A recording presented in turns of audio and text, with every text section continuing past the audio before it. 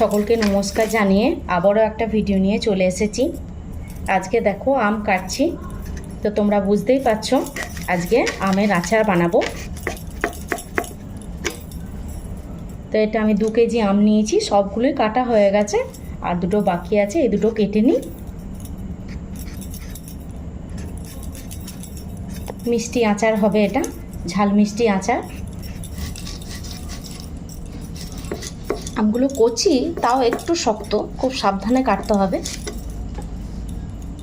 আমি আমগুলো ভালো করে পরিষ্কার করে ধুয়ে ভালো করে মুছে তারপর কাটছি, আর এরকম লম্বা লম্বা করে কাটছি।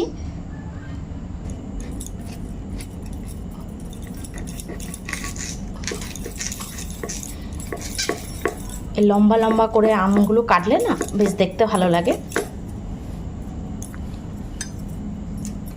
এই আচারটা খেতেও খুব ভালো হয়।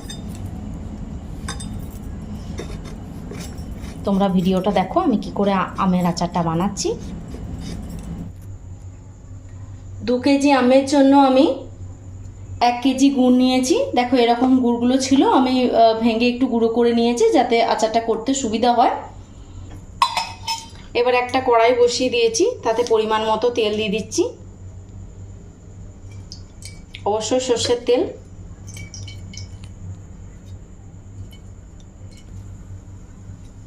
পরিমাণ মতো তেল দিয়ে দিয়েছি। এবার এর মধ্যে ফোড়ন দিচ্ছি 2টো শুকনো লঙ্কা, আর একটু 5 ফোড়ন দিয়ে দিচ্ছি, আর দিচ্ছি 2টো তেজপাতা।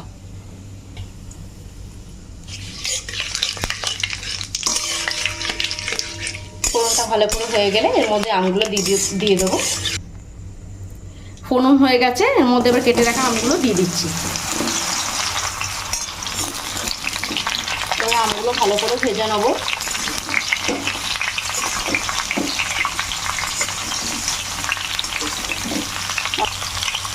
আম তো আস্তে আস্তে করে নাড়ছি,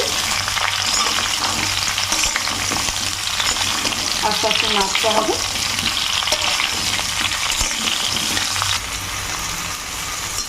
তেলের মধ্যে আমটাকে ভালো করে নাড়া হয়ে গেছে। এবারে নুন, হলুদ আর একটু লঙ্কা গুঁড়ো দিয়ে দিচ্ছি, পরিমাণ মতো লবণ,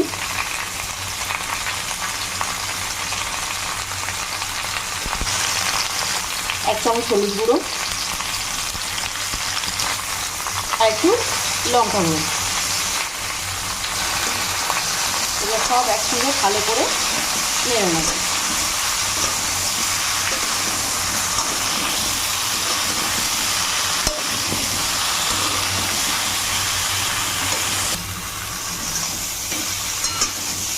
আমগুলোকে নুন হলুদের সঙ্গে ভালো করে ভেজে নিয়ে এর মধ্যে গুড়টা দিয়ে দেবো। খুব সহজভাবে তৈরি হবে। এরপরে গুড়টা দিয়ে দেবো এর মধ্যে, অল্প অল্প করে দেবো যেহেতু অনেকটা তো। এরপরে গুড়ের সঙ্গে আমটা আবার কমিয়ে করতে থাকবে।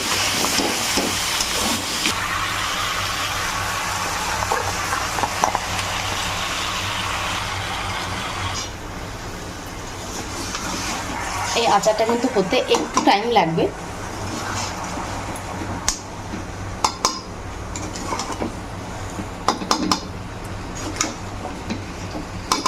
আঁচ কমিয়ে ভালো করে এটা গুড়টা আমের সঙ্গে ভালো করে ফুটবে।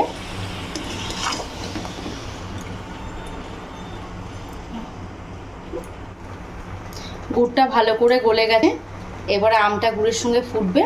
তার আগে আমি একটু স্বাদের জন্য বিট লবণ দিয়ে দিচ্ছি। যতক্ষণে এবারে আমটা সেদ্ধ হচ্ছে ততক্ষণে এই আচারের জন্য ভাজা মশলাটা রেডি করে নিই। ভাজা মশলার জন্য কি কি নিয়েছি দেখো। 1 চামচ মৌরি, 1 চামচ ধনে, 1 চামচ জিরে, আর কয়েকটা মাত্র নিয়েছি মেথি। আর এটা দেখতে পাচ্ছ নাকি জানি না, কালো প্যানে এই যে কালো জিরে নিয়েছি, 1/2 চামচের মতো কালো জিরে নিয়েছি, আর কয়েকটা শুকনো লঙ্কা নিয়েছি। এবারে এগুলো সব একসঙ্গে ভেজে নেব। আচারে যদি ভাজা মশলা না দিই তাহলে তো ভালো লাগবে না খেতে। তোমরা এমনি করে তৈরি করে দেখবে, এই ভাজা মশলাটা আচারে দিলে খুব ভালো লাগে খেতে। কম আঁচে ভালো করে ভেজে নিতে হবে, যাতে ইয়েগুলো পুড়ে না যায়, মশলাগুলো।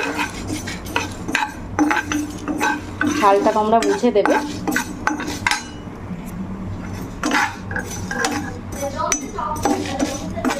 দেখো মশলাটা পুরো ভাজা হয়ে গেছে, হালকা কালার চেঞ্জ হয়ে গেছে।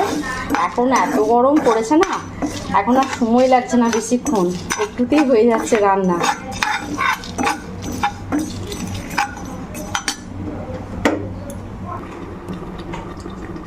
আচারটা অনেকটাই হয়ে এসেছে,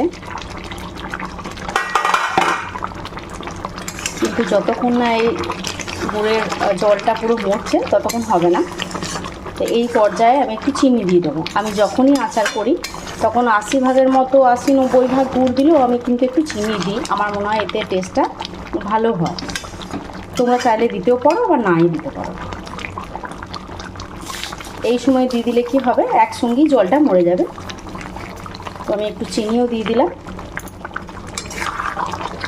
চিনি দিলে না, গুড়ের সঙ্গে একটু চিনি যদি দাও না, তাহলে কিন্তু টেস্টটা খুব ভালো হয়। একবার করে দেখবে এরকম করে, যদি না দাও তাহলেও টেস্ট হবে।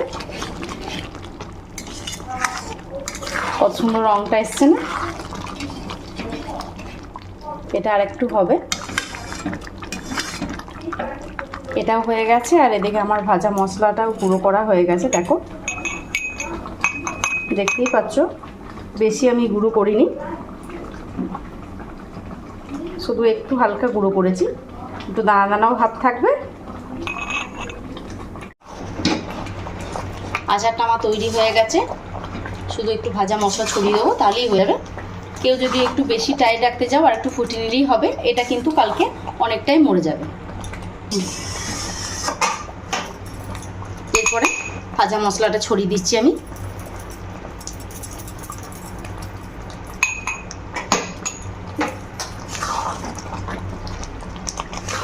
কেউ যদি রোদে রাখতে চাও তাহলে ভিনিগার দেওয়ার দরকার নেই, রোদ 2-3 দিন রোদ দিলেই হয়ে যাবে। আর যদি রোদে না দিতে চাও তাহলে একটু ভিনিগার দিয়ে দিও, খালি হয়ে যাবে, খারাপ হবে না জিনিসটা। দেখো দেখতে কত সুন্দর হয়েছে। আমার রেসিপিটা কেমন লাগলো অবশ্য কমেন্ট করে জানাবে। ভালো লাগলে লাইক, শেয়ার, সাবস্ক্রাইব করে দিও।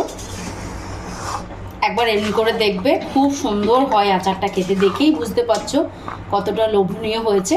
আর আচার না যত দিন যাবে তত বেশি টেস্টি হবে। আজকে করলে কিছুদিন পর আরও রঙটা খুব ভালো আসবে আর ভালো টেস্ট হবে। আর যদি কেউ চিনি না দিতে চাও তাহলে গুড়ের পরিমাণটা কিন্তু অবশ্যই একটু বাড়িয়ে দেবে। আমার পুরো ভিডিওটা দেখার জন্য তোমাদেরকে অসংখ্য ধন্যবাদ। এবার তোমাদের পরিবেশন করে দেখাচ্ছি।